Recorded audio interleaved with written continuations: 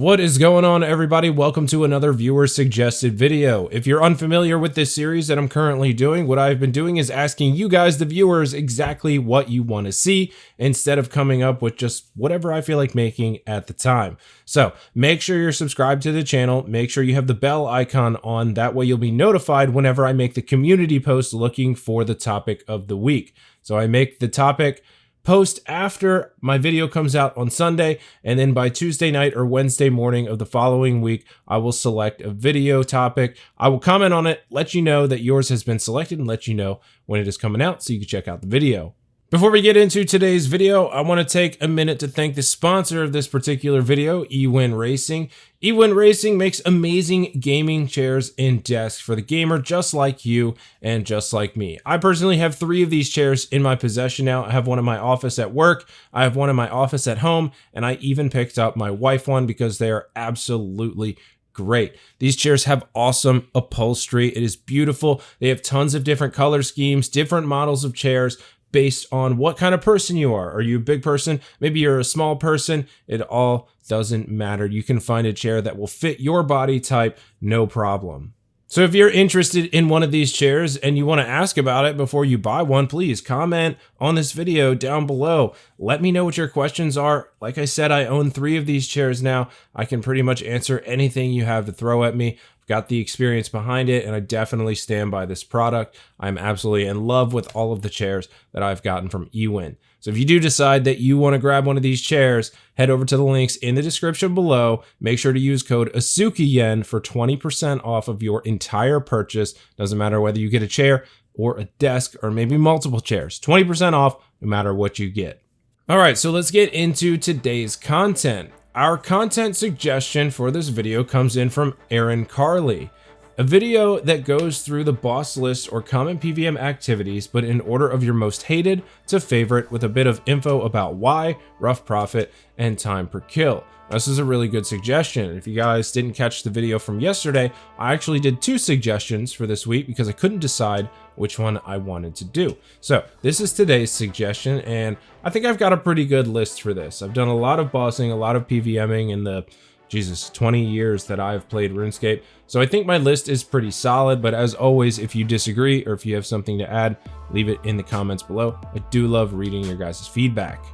All right, so let's get this one started. We're gonna jump right into it. We're gonna start out with my top 5 worst bosses. Number 5 for me is going to be the Chaos Fanatic. Now, technically the Chaos Fanatic is a demi-boss, but it is on the boss log, so we're throwing it into this video. I thought it made my list. If you disagree, let me know in the comment section below why. Anyways, number 5, Chaos Fanatic. Now, the Chaos Fanatic is located out there in the wilderness between the altar and the King Black Dragon's lair, somewhere around like 43-ish wilderness, somewhere in that area. Now, the Chaos Fanatic is actually really annoying to kill. It does take a bit of time if you're not using a crossbow. So if you're using something like a toxic blowpipe, maybe you don't have a crossbow, maybe you're an Iron Man that doesn't have one yet, well, the kills do take quite a while to do, regardless of whether you're using a toxic blowpipe, an armadillo crossbow, a dragon crossbow, something like that. So if you're not using a crossbow, it's really annoying, takes a lot of time. Do not recommend.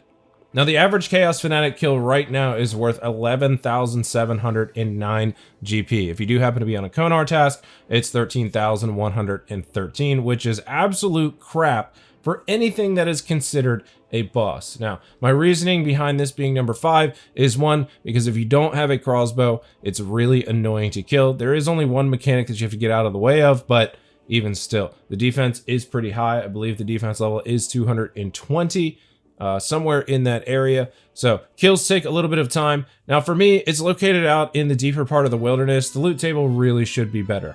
You're taking a huge risk going out there to kill this. The only reason that I personally went out there to kill the Chaos Fanatic was for the collection log. Other than that, I have 0 interest in going out there. So that is why the Chaos Fanatic is number 5 for me. Number 4 on my most hated list is going to be Scorpia. Scorpia is another demi-boss that is located in the wilderness. Now, this one beats out the Chaos Fanatic because it is just absolutely atrocious. You thought the Chaos Fanatic was bad, well, this one is even worse. The unique items that Scorpia drops are the Odium and Malediction Shard 3, both at 1 and 256 on the drop rate. The Odium Shard 3 is only worth about 218,000 right now, and the Malediction Shard at 88k. Your average Scorpia kill is only worth 9,515 GP. Now for killing Scorpia, you do have to use magic, usually a trident styled weapon, but you also need some freezes, which is going to be Ice Blitz or Barrage Burst or Rush, whatever you have available to you, and that is costing you money. Now with Scorpia only being 9,515 GP per kill, you are actively losing money at this boss unless for some reason you are just RNGesus and you're getting Odium Shard 3 drops all day, every day, for literally no other apparent reason than you're super lucky. Now, this boss is located in even deeper wilderness than the Chaos Fanatic. Now for me, this one really needs a rework. You really should be rewarded with the risk that you are taking going out there with your gear and supplies, braving the PKers, because the PKers do frequent that area even in this day and age when there's not much PKing going on anymore. I mean, I still see them out there all the time. People are always checking the Scorpia cave, so you're taking a huge risk with your items out there for really not much return. Now the pet is kind of cool. It's a little scorpion that follows you around. The drop rate's 1 in 2,000 and the kills are pretty quick, but I still think that this boss needs a major rework, and it definitely needs to be more worth your time to kill, which is why it is number 4 on my list. Number 3 on my list goes to the Grotesque Guardians. Now this boss to me is just an absolutely failed boss by Jagex. I cannot stand killing the Grotesque Guardians. Now I have like 2200 KC because I have to get the jar to finish the log, so I'm pretty much forced to do something I absolutely despise. Now why do I hate this boss? This boss kill is unnecessarily long. Now if we think about it, there are different phases throughout the fight which you have to do things. So for the first phase, when it comes up to the transition after you have done enough damage to both dawn and dusk, you get those little circles on the ground that you can't stand on. That is just, it's annoying. You have to stand on something, you're wasting 10 to 15 seconds, however long that takes, for something so minuscule and pointless. It really has no business being in this boss fight.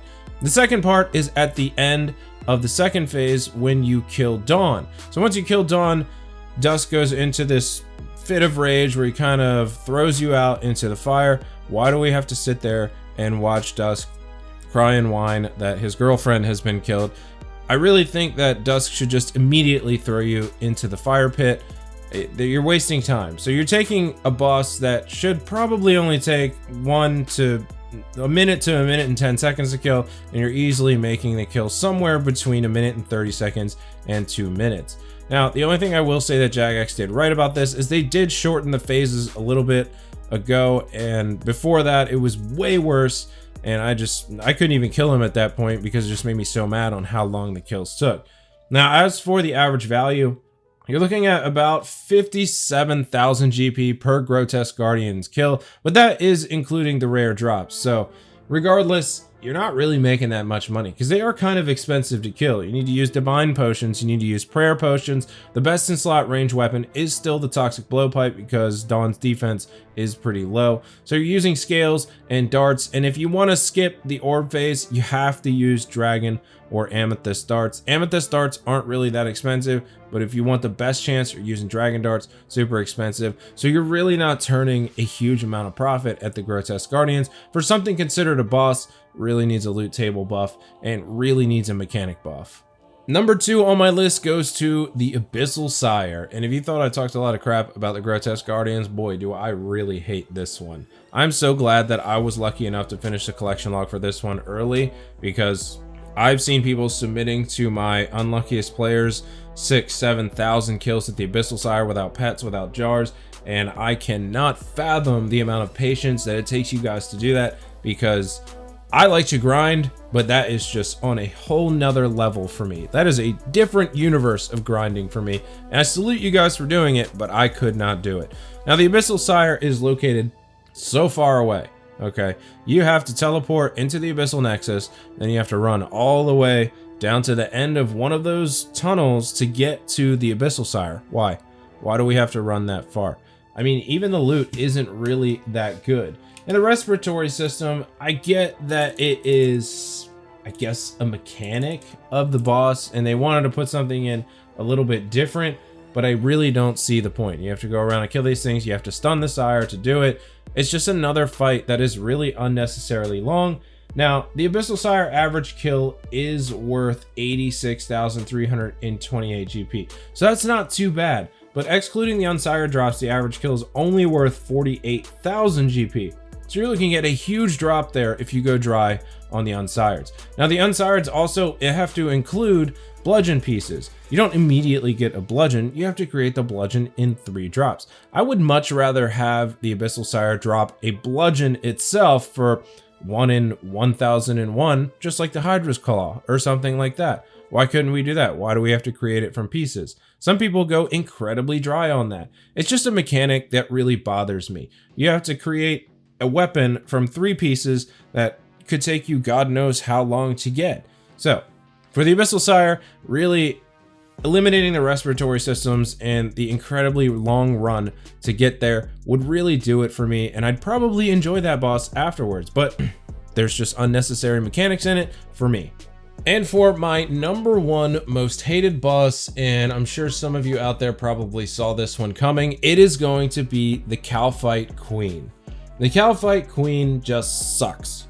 It sucks. I don't know how to explain to you guys how much I hate it other than it sucks. The only thing I personally need left on it is the collection log. I don't like this boss so much that whenever I get a KALPHITE task, I can only do about 25 bosses, and then I go finish at the KALPHITE cave for Slayer tasks. I cannot physically sit and do more than 25 KALPHITE queens in one sitting. Now my first beef with this is the really long run. If you don't have the diaries done, forget about it. Absolutely not. You have to run all the way through that tunnel to get to the KALPHITE Queen. So after you've made it through the incredibly long maze of tunnels that you have to go through, and if you don't have that particular diary done, you have to put a rope down there every single time, so it's not even worth it if you don't have the diary done. But regardless, you've made it through the tunnels, now you get down into the KALPHITE Queen's lair. My next problem with this boss is the damage. The KALPHITE Queen has a special ability to ignore all armor bonuses, defense bonuses, and hit you for whatever. It is 100% accuracy. Whatever the opposite attack of what you're praying for, doesn't matter. You're gonna get slammed. Now that damage is just absolutely incredible for such a basic boss. It doesn't do anything else. It has range attacks, mage attacks, melee attacks. There are no special mechanics with the KALPHITE Queen. The damage is absolutely unnecessary. So that's my second point. My third point is the loot. 57,719 GP is what you're gonna see on your average drop. That is absolutely terrible. For 1, the time it takes you to get to the boss. 2, the damage output and the kill time. You are making pretty much no money here. I mean, can you profit here? Absolutely, I do profit at the KALPHITE Queen even using a scythe, but it is very minuscule for a boss that is so hard to get to and is really annoying to kill. This boss, 100%, if they didn't update anything else on my list, this boss needs a loot table update just for how annoying it is to kill. Alright, so now that I am done ranting about 5 bosses that I absolutely would never kill again if I didn't have to, but I still have to because collection log, kill me. Anyways, top 5 best and most enjoyable bosses for me. So let's get this one done. This one's gonna be a lot happier, a lot better. Number 5 on my top 5 most loved bosses is going to be Cerberus. Cerberus is actually my favorite Slayer boss. Now, I would have put this as number 1, but I know a lot of people wouldn't have agreed with that just because of different opinions. But in a fair standpoint, I do think it belongs on my top 5. So Cerberus is my number 5 most loved boss. I like this boss because it is engaging and it always keeps you interested. There are additional mechanics with this boss such as the lava pool and the ghosts that come out where you have to prayer flick. Now this boss is pretty heavy on supplies because regardless of whether you have a spectral spirit shield or not, you're still taking prayer damage, if that's what you want to call it. So you're using a lot of prayer potions throughout this fight. Now, the average Cerberus kill is worth 90,914 GP. That is with all of the crystals, the Primordial, Pegasian, Eternal, Smoldering Stone, all of that is added in there. But you're looking at a 1 in 128 drop rate for any of those crystals, 1 in 512 for a specific one. Now the reason I love this one so much is because the loot is worth it And 2, the boss is engaging. It has good mechanics. It keeps you interested. I can always go and do a Cerberus task. I'm still dry on the pet. I'm over 5,000 kills or something like that now. But even still, I go back to Cerberus. I do enjoy this boss, and I will keep doing it until I get the pet. Number 4 is going to be the Alchemical Hydra, another Slayer boss. This one does require, what, level 95 Slayer? Pretty high, but even still, I do love this boss. The Alchemical Hydra, I talk a lot of crap about it because I'm still dry on the jar for this one. 3200 KC or something, haven't seen one yet, but I do enjoy this boss, and I have enjoyed it so much more since Jagex added in the animation that shows you when the attack style is changing. Before counting to 3, this probably would have been on my top 5 worst bosses, but since that change, it has made it so much more quality of life friendly. You no longer have to count to 3 hundreds and hundreds of times, you just watch for that animation. Now the Hydra is not very hard to get to, especially if you have the Mount Karun teleport with the Rada's Blessing. It is very easy to get to. Trips there are very quick. The loot is absolutely amazing. 188,000 is what you're looking at for every Hydra kill. Obviously, again, that is with the unique items added in there. And the Hydra Claw is still valued around 65 million right now. The economy is in a good place for old school RuneScape, but it has still held its value, so it definitely still makes it worth. The boss, again, like Cerberus, is engaging. You have to move around the boss's chamber to pull it onto certain pads to make it take more damage. It's just really an all-around good boss. It has different attack styles, it has different mechanics that make you move, and you actually have to keep track of where you're moving the boss. So, good engaging boss, good profit per hour, earned a spot on my top 5 most loved. Number 3 on my top 5 most loved bosses is going to be ZULRAH. I do really enjoy doing some ZULRAH in my free time. ZULRAH is a boss that has different rotations, and it does keep you engaged, just like Cerberus and the Alchemical Hydra. You can't really look away or get bored with it. Well, I guess if you do thousands of kills one after another and go dry on something, you can get bored with it. But for me personally, I don't actually get bored with ZULRAH. Some of the bosses on my top 5 worst list, I will actively fall asleep while I'm doing it. Like, I will sit here at the computer and doze off while I'm killing some of those worst bosses because they're so boring. Now for me, ZULRAH is not boring. The rotations change almost every kill. Can you get the same ones a couple times in a row? Yes, absolutely, you can. But it's still something different, and you still have to think. No matter how many times you've done ZULRAH, you still have to remember those rotations. You still have to move to certain spots. Now with the Twisted Bow, it makes it incredibly easy because you can just camp the T-Bow, no problems there. But if you don't have a Twisted Bow, it makes the boss even more engaging with gear switches between magic and ranged. So the official value of ZULRAH kills right now, 134,000 GP per kill, which really isn't bad. Another great part of ZULRAH is the scale drops with the blowpipe. You have to use the scales to charge the blowpipe, so it's a resource that somebody somewhere is always going to need. So ZULRAH is always going to need to be killed by some amount of players just to keep the blowpipe, in operation. Without those scales, nobody uses a blowpipe. If the boss wasn't engaging or wasn't profitable enough, the blowpipe would be absolutely useless. Now the blowpipe got nerfed, but it is still great in a ton of places, keeping its value up and keeping ZULRAH in a great spot. Number 2 on my most loved bosses list goes to the Money Dragon VORKATH. I do love camping some VORKATH. VORKATH is just a great boss for me because it doesn't matter how I'm feeling, I can choose ranged or melee based on whatever I'm looking to do for the day. The Dragon Hunter Lance and the Dragon Hunter Crossbow available, I can do whatever I want to. I tend to lean a little bit more toward the Dragon Hunter Crossbow because it is a little bit more lazy. Now you do make less profit with that because the price of the Diamond and Ruby bolts, Dragon bolts that are enchanted, by the way, those are incredibly expensive. So your profit per hour using that method is going to be quite a bit lower than if you're meleeing, but still, I get to choose what I want to do based on how I'm feeling. Now the current value of a VORKATH kill is 146,000 GP, and I'm actually quite surprised how close that is to ZULRAH, but the demand for scales has been up lately, so they are a little bit more expensive than they were several months ago. Now with VORKATH, just like the other bosses on this list, it is also engaging. There are special attacks, and I swear to God, every time I take my hand off the mouse, VORKATH knows, and there's a fireball coming my way. Now, with that, you have the acid phase as well as the undead spawn. So those both also keep you engaged. VORKATH is a boss that I never get tired of doing just because of how engaging it is and how rewarding it is when you get those drops. Number 1 on my top 5 most loved bosses goes to the Corrupted HUNLLEF in the Corrupted Gauntlet. I absolutely love this boss. This boss is the most engaging that you really could have.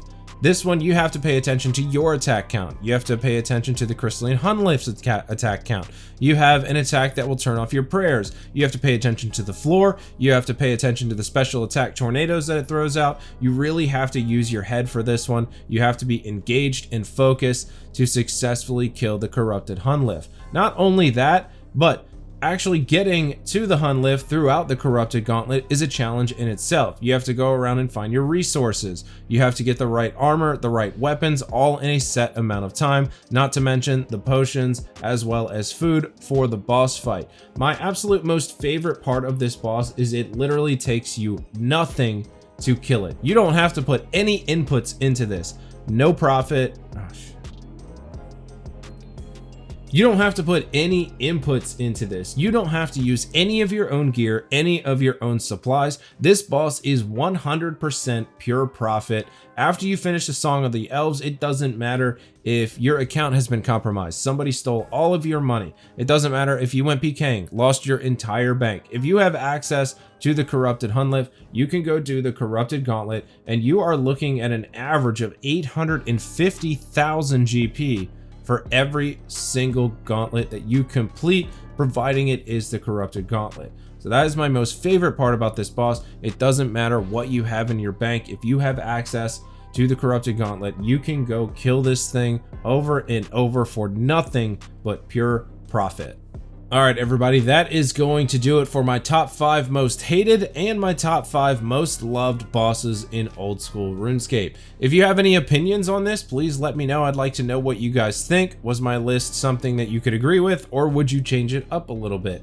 If you haven't done so yet, make sure to tap the subscribe button on your way out. Turn on the bell icon so you get notified whenever I make community posts or upload new content. Thank you guys for continuing to suggest videos for our weekly series. Please don't forget, check the community tab, make your suggestion to see if yours gets picked for the next video. I will see you all on the next one. Take it easy.